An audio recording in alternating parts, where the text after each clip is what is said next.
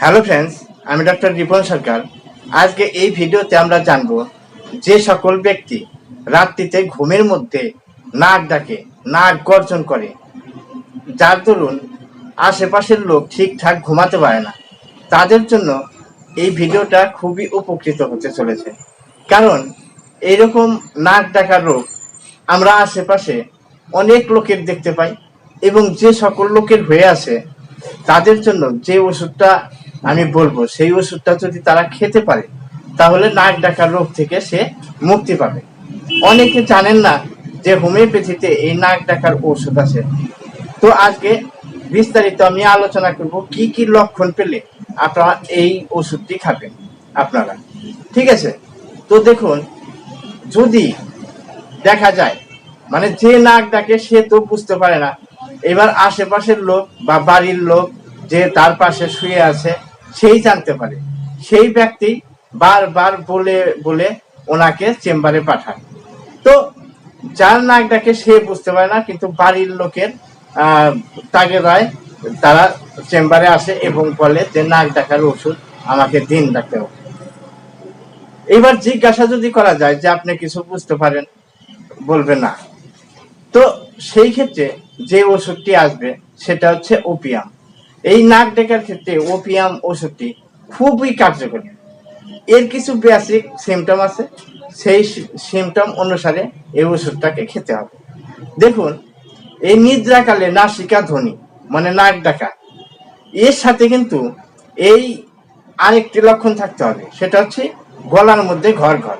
যেরকম নাক ডাকার সাথে সাথে এইরকম গলার মধ্যে ঘর ঘর হতো,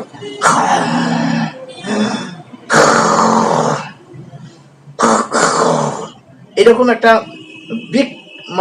বিট ঘুটে আওয়াজ হয়। আপনারা যদি এরকম লোকের পর্যায়ে পড়ে থাকেন তাহলে বেশ ভালো জানেন, একটা ঘর ঘরি আওয়াজ হবে, সেটা হচ্ছে গলার মধ্যে। আর সঙ্গে হবে প্রচন্ড নাসিকা ধ্বনি। আর কি থাকবে, এদের দেখবেন এরা খুবই নিদ্রা যাচ্ছে, মানে অঘোর ঘরে ঘুমাচ্ছে। এদেরকে ডাকলেও এরা সাড়া দেয় না, যদিও সাড়া দেয় একটু কথা বলে আবার তন্দ্রাচ্ছন্ন হয়ে যায়, ঘুমিয়ে পড়ে। আর এদের মানে সবসময় বিছানাটা মনে করে কি গরম হয়ে আছে, এই জন্য এরা একটু নড়াচড়া করে এবং ঠান্ডা স্থান খোঁজার চেষ্টা করে। ঠিক আছে, এদের পেনলেস পার্সন এরা, মানে যদি শরীরে কোথাও ব্যথা হয় বা তার কোনো কন্ডিশন শুরু হয় বা কোনো ডিজিজে ভুগতে থাকে, এই সকল ব্যক্তি এরা বুঝতেই পারে না তার সাথে কি করছে। একটি কাহিনী দিয়ে আমি বোঝাচ্ছি। একদিন আমি চেম্বারে বসে আছি, হঠাৎ কয়েকটা মহিলা চলে আসে। আসার পর বলছে, ডাক্তারবাবু দেখুন তো, এই যে নিয়ে এসছে তার মা হবে, বলে যে দেখেন তো কি হলো, এতটা তাপ। তো রুগীকে যখন জিজ্ঞাসা করা হচ্ছে 104 ডিগ্রি তাপমাত্রা, এই জ্বর।